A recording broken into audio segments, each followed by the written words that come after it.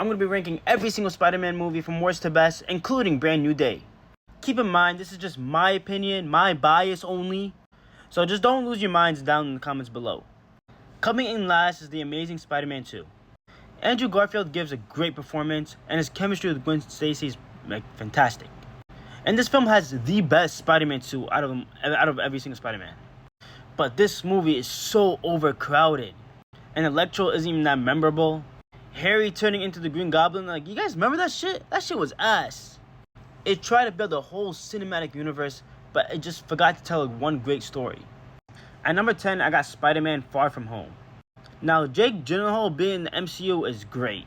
And the illusions he uses, bro, it's some of the best CGI, I'm not gonna lie, in any Spider-Man movie. But outside of that, it never reaches the highs of the other Spider-Man movies. It felt more like an MCU adventure, like a side adventure, than a Spider-Man story. And coming after Endgame and Infinity War, I expected him to have way more trauma, like more PTSD.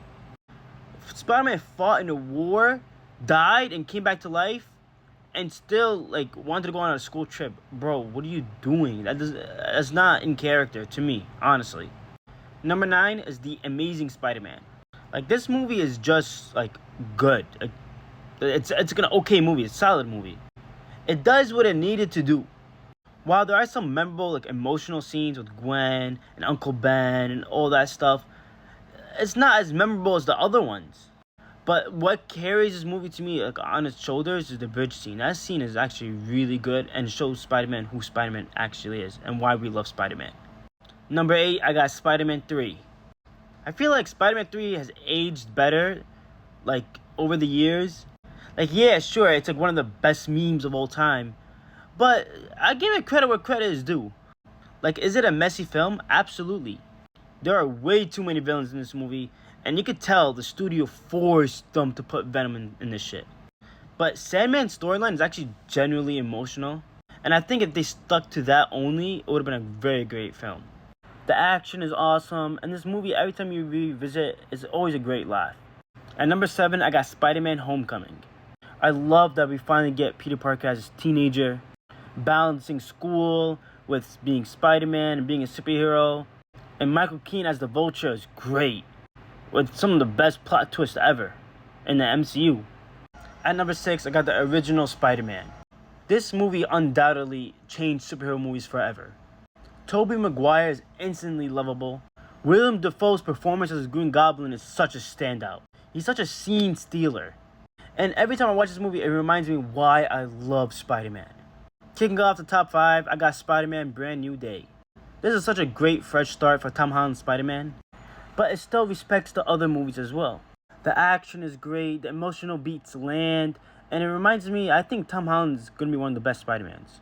And I have a good feeling that this movie is going to age really well. Number 4, I got Spider-Man Across the Spider-Verse. From an animation standpoint, I think this is one of the greatest looking animated movies of all time. Like, every frame is gorgeous. The music stands out and enhances every single moment in this movie. The only reason why I can't bump it up any higher, I feel like, is because it ended up in a cliffhanger. And I feel like, bro, if Beyond is ass, this movie's gonna be bad too. Like, it's gonna make it worse. Like, the way Rise of Skywalker was ass and it made Last Jedi even worse and Force Awakens even worse. Like, I'm scared. But if Beyond is good, bro, this movie's gonna go right up. Maybe to the top of the list, because this shit is amazing. For number 3, I got Spider-Man No Way Home. Now, we all know this movie was a dream come true for all Spider-Man fans. Seeing the 3 Spider-Mans we grew up with all together, swinging around, oh my god. This is like a nerd's wet dream right here. But what makes it great is that it's not just for nostalgia bait. It also has a great story as well, thank God. But it's the last act that makes it more impactful, because Peter sacrifices himself, basically, in order to save everyone else. And for number 2, I got Spider-Man Into the Spider-Verse. This is undoubtedly like a perfect superhero film.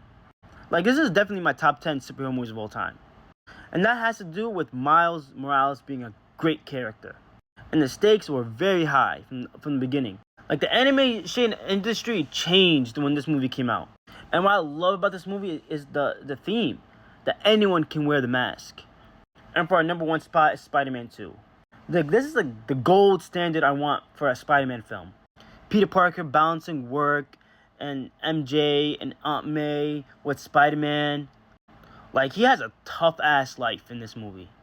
But what brings it all together is freaking Doc Ock, and he is amazing.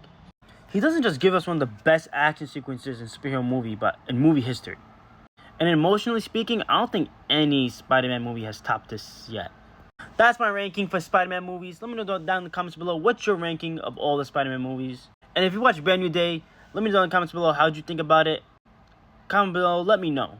That's it for me. I'm out. Peace and love.